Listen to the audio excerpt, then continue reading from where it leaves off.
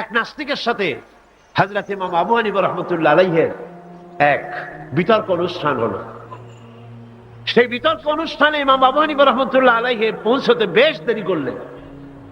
নাস্তিক তখন উপস্থিত জনতাকে বলছে, দেখো তোমাদের ইমাম, তোমাদের ইসলামী চিন্তাবিদ যুক্তিতে দুর্বল, সেই জন্য আসতেছে না। বেশ কিছুক্ষণ দেরি করে তিনি উপস্থিত হলেন। নাস্তিক বলল, আগে আপনি বলেন, আপনি ওয়াদা ভঙ্গ করলেন কেন, সময় মতো আসতে পারলেন না কেন? তিনি জবাবে বললেন, দেখো আমি অনেক দূর থেকে এসেছি, এসে দেখি সামনে নদী, এখন পার হবো কেমনে? কোন নৌকার ব্যবস্থা নাই। হঠাৎ দেখলাম কি এক আশ্চর্য কথা, একটা চারা গজায় উঠলো, ফট করে বিরাট গাছ হয়ে গেল। কই থেকে একটা কুড়াল আসলো, গাছটারে কাজে ভাড়ায় গেল। তারপরে এলো করাত, বানাইলো তক্তা, এরপরে আসলো লোহা, পড়লো হাতুড়ি, হয়ে গেল নৌকা। বাহ কি মজা! এরপর নৌকা নামলো নদীতে, আমি উঠে বসলাম, এই পাড়ি দিয়ে আসলাম, তাই যা একটু দেরি হলো। নাস্তিক কয় যে কি সর্বনাশ, এই লোকের সাথে আমি তর্ক করবার মাথা তুই স্ক্রু শটটা ঢিলা। তাহলে আন্দাজে আন্দাজে একটা গাছ হয়ে গেল ফট করিয়া, তারপরে কুড়াল আসলো, তক্তা হইলো, বিনা মিস্ত্রিতে নৌকা হইলো, এটা কেমনে সম্ভব? ইমাম সাহেব বলেন, আমার বিতর্ক শেষ। বিনা মিস্ত্রিতে যদি, তোমার যুক্তি মতে বিনা মিস্ত্রিতে যদি একটা নৌকা না হতে পারে, এই বিশ্ব তৈরি হলো কি করে বিনা মিস্ত্রিতে? ওই বিশাল আকাশ হলো কিভাবে? এই বিরাট চন্দ্র সূর্য হলো কিভাবে? কি করে তোমার ওই বডি তৈরি হলো? নাস্তিক চেয়ার থেকে নেমে ইমামের কাদমের উপরে পড়ে গেল, বলে আল্লাহু আকবার, আমি অন্যায় করেছি, আল্লাহ আমাকে মাফ করে দাও।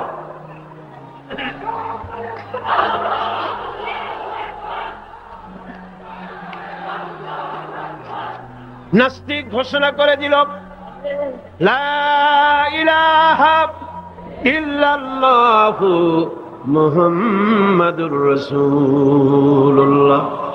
জোরে সরে বলেন, লা ইলাহা ইল্লাল্লাহু মুহাম্মাদুর রাসূলুল্লাহ, লা ইলাহা ইল্লাল্লাহ।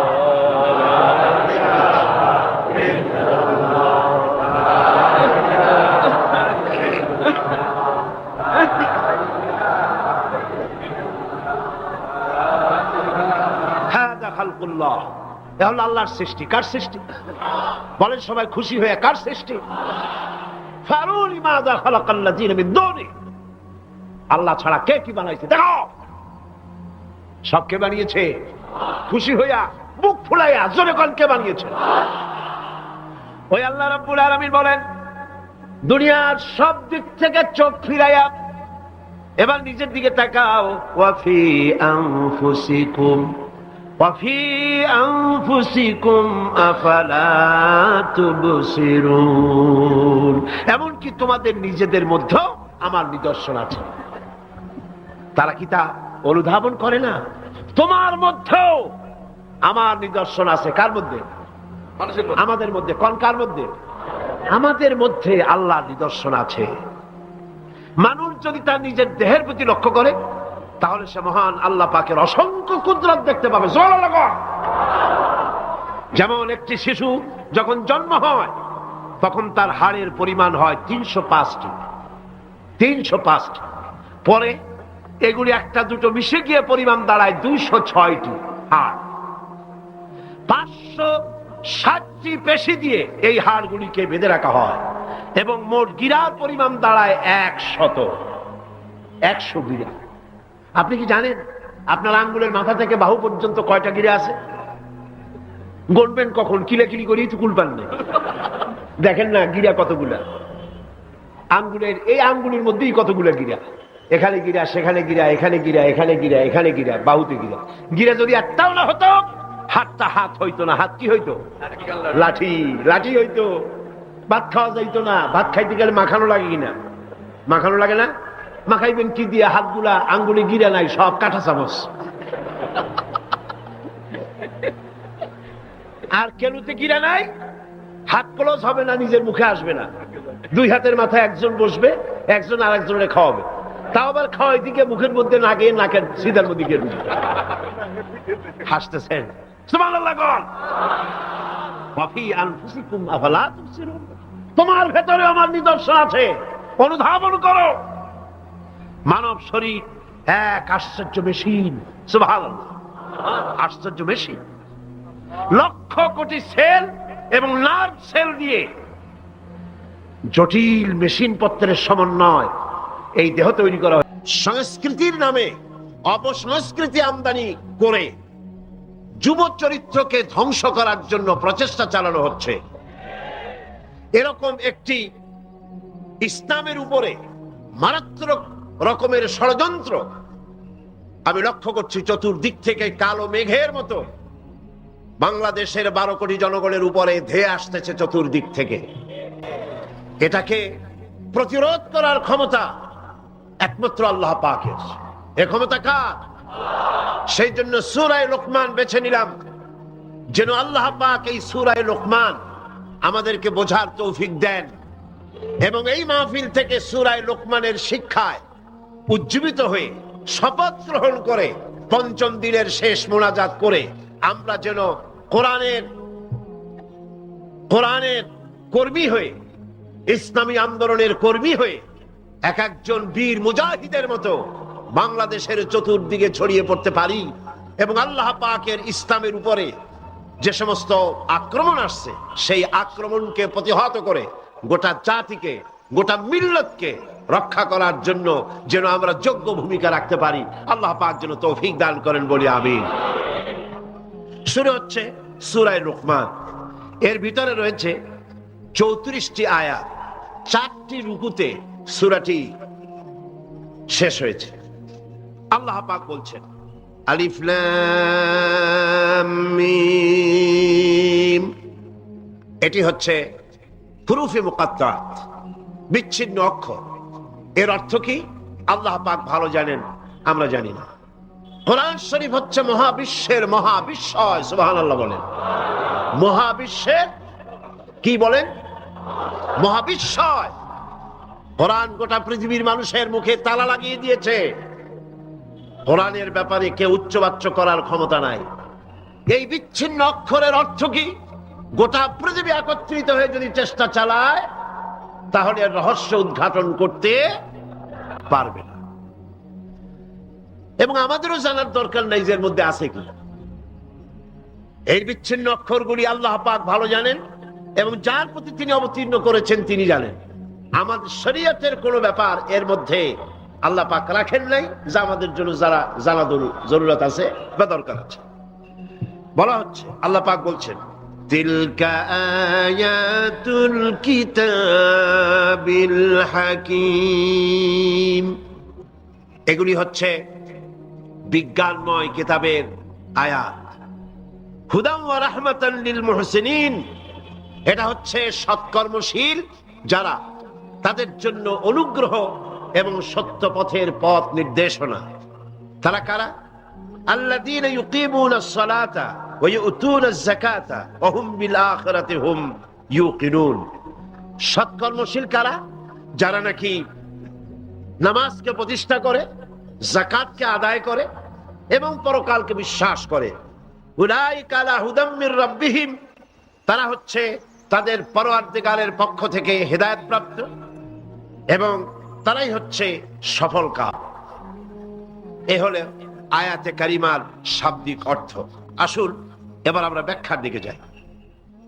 বলা হচ্ছে তিলকা আয়াতুল কিতাবিল হাকিম, এটা হচ্ছে বিজ্ঞানময় কিতাবের আয়াত। অর্থাৎ কোরআন শরীফ হচ্ছে আল্লাহ তাআলার চিরন্তন এক শাশ্বত কিতাব, মহাবিজ্ঞানের মহা উৎস, জ্ঞান বিজ্ঞানের কুল কেনারাহীন এক মহাসমুদ্র, যার তলদেশ স্পর্শ করা মানুষের জন্য সম্ভব নয়। দেখুন আল্লাহ পাক বলছেন قُلْ لَوْ كَانَ الْبَحْرُ مِدَادًا لِكَلِمَاتِ رَبِّي لَنَفِدَ الْبَحْرُ قبل أن تنفد كلمات ربي ولو جئنا بمثله مددا। এসেছে দুনিয়ার সংবিধান পরিবর্তন করা লাগে এই কারণে, যেহেতু কোরআন সংবিধান যারা তৈরি করে তাদের সামনে থাকে ভবিষ্যৎ। আমাদের সাথে 3টি আসনে নির্বাচন করার কথা ছিল, 3টি আসন থেকে তিনি মনোনয়ন কিনেছিলেন। দুর্ভাগ্য যে তিনি আমাদের মাঝ থেকে চলে গেছেন। আমরা এই বাংলাদেশে ওনার মতো ত্যাগী এক কাপড়ে ওনার ক্যান্টনমেন্টের বাড়ির থেকে বের করে দেওয়া হয়েছিল। ওনার সন্তানদের কাছে বারবার চলে যাওয়ার জন্য চাপ দেওয়া হয়েছিল, কিন্তু উনি বলেছেন যে না, আমি এই দেশ ছেড়ে আমি যাব না, আমার মৃত্যু হলে এই দেশে হবে। ওনাকে নিঃসঙ্গ করে দেওয়া হয়েছিল, একাকিত্ব জীবন তৈরি করে দেওয়া হয়েছিল।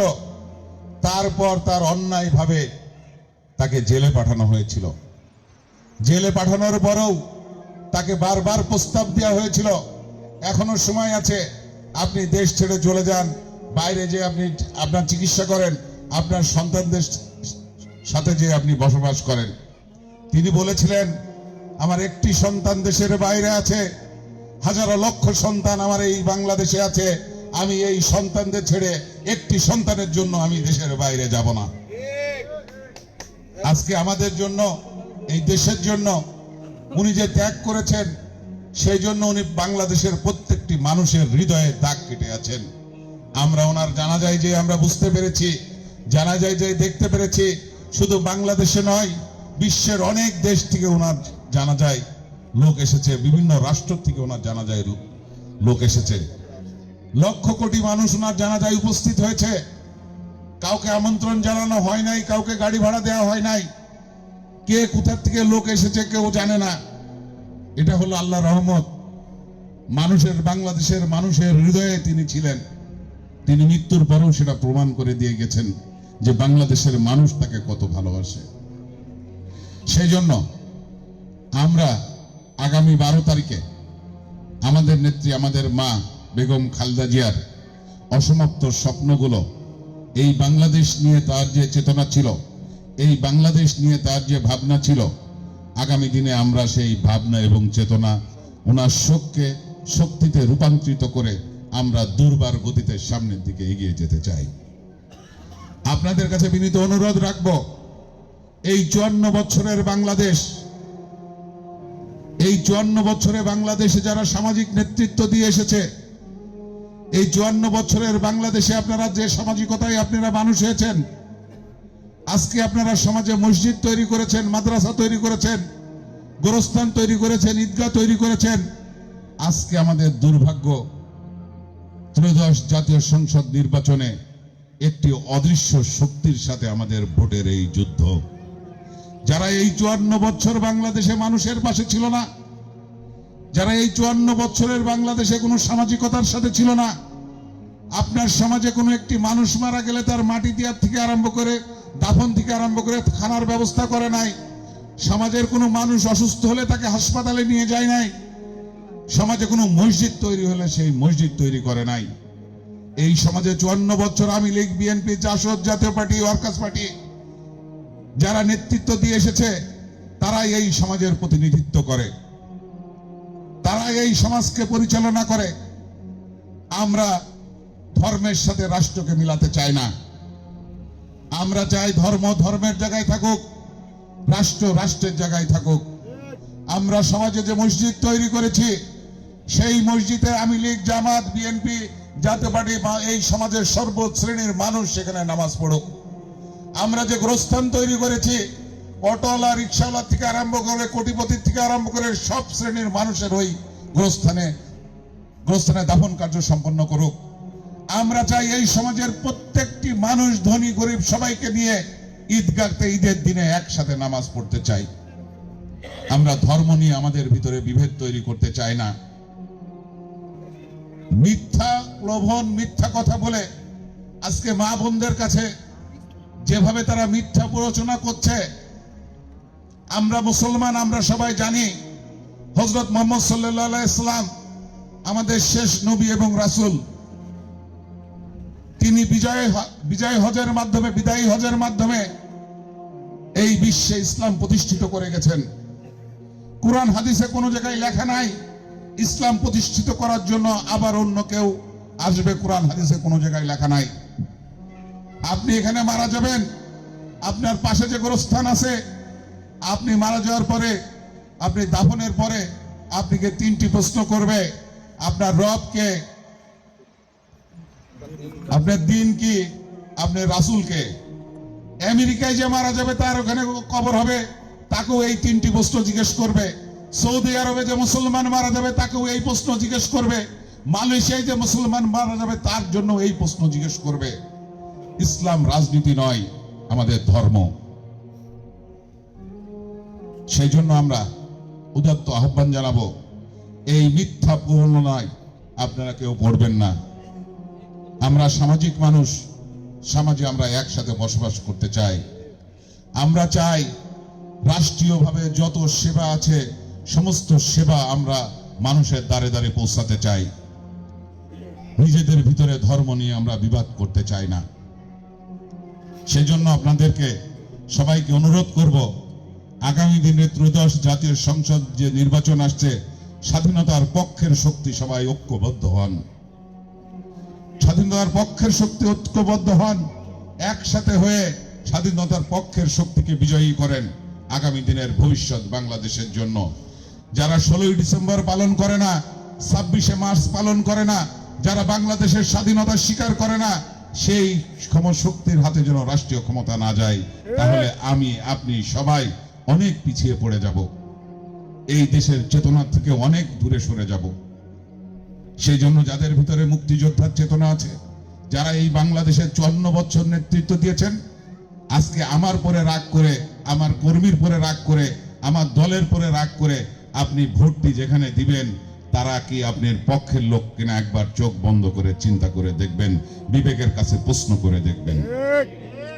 আজকে আমি আপনাদেরকে, যারা মা বোনেরা আছেন, এই মা বোনেরা আমাদের পরিবারের, সব পরিবারের ছোট ছোট একটি ব্যাংক। আমরা পুরুষ মানুষ কাজ করি, মা বোনেদের কাছে সংসার চালানোর জন্য খরচ দিই। আমার মা বোনেরা সেখান থেকে ক্ষুদ্র ক্ষুদ্র সঞ্চয় করে তার ছেলে মেয়ের আবদার মেটানোর জন্য সঞ্চয় করে রাখে। ছেলেটা একটা বল কিনতে যেতে পারে, বাবার কাছে ছেলে রাগ করতে পারে, মেয়েরা শ্বশুর বাড়ি যাওয়ার সময় বিভিন্ন বায়না করতে পারে, সেই জন্য মারা ওই সংসারের টাকা দিয়ে ক্ষুদ্র ক্ষুদ্র সঞ্চয় করে তারা জমিয়ে রাখে।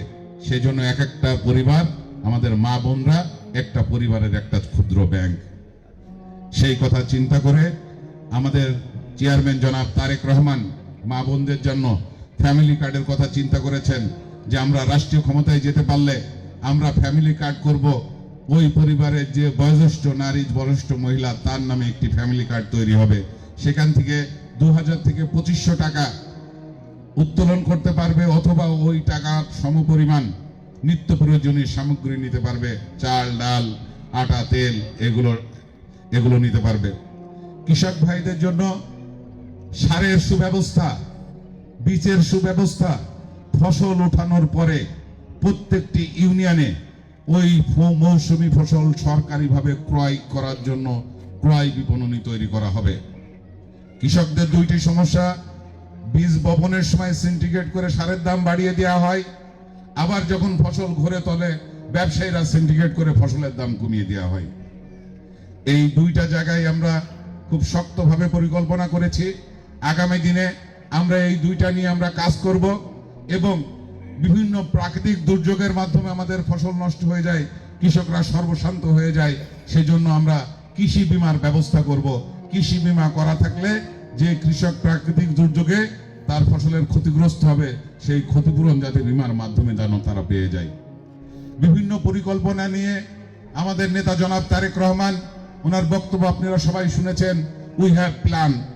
আমরা এই বাংলাদেশকে পরিবর্তন করতে চাই, দুর্নীতি মুক্ত চুয়াডাঙ্গা করতে চাই, সুশাসনের চুয়াডাঙ্গা করতে চাই, চাঁদা মুক্ত চুয়াডাঙ্গা করতে চাই, মাদক মুক্ত চুয়াডাঙ্গা করতে চাই।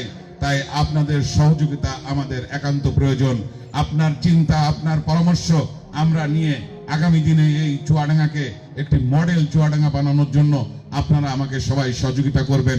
আপনাদের পরামর্শ নিয়ে আপনাদের বুদ্ধি নিয়ে, আপনাদের চেতনা নিয়ে সব কিছুর সমন্বয় ঘটিয়ে আগামী দিনে চুয়াডাঙ্গার উন্নয়ন কিভাবে করা যায় আমরা সকলে মিলে কাঁধে কাঁধ মিলিয়ে একসাথে এই চুয়াডাঙ্গা উন্নয়নের জন্য আমরা কাজ করতে চাই। আপনারা সবাই আমাদের নেত্রী, আমাদের মা বেগম খালেদা জিয়ার জন্য দোয়া করবেন। শুধু এখানে না, যারা 5 ওয়াক্ত নামাজ পড়েন, নামাজের পরে আমাদের নেত্রী, আমাদের মা বেগম খালেদার জন্য দোয়া করবেন। আবার দেখা হবে আপনাদের সাথে, আমার জন্য দোয়া করবেন। আপনারা ভালো থাকবেন। আবার দেখা হবে আপনার বাড়ির আঙ্গিনায়, অথবা আপনার বাড়ির পাশের কোনো দোকানে, অথবা আপনার বাড়ির পাশের কোনো রাস্তায়। আসসালামু আলাইকুম।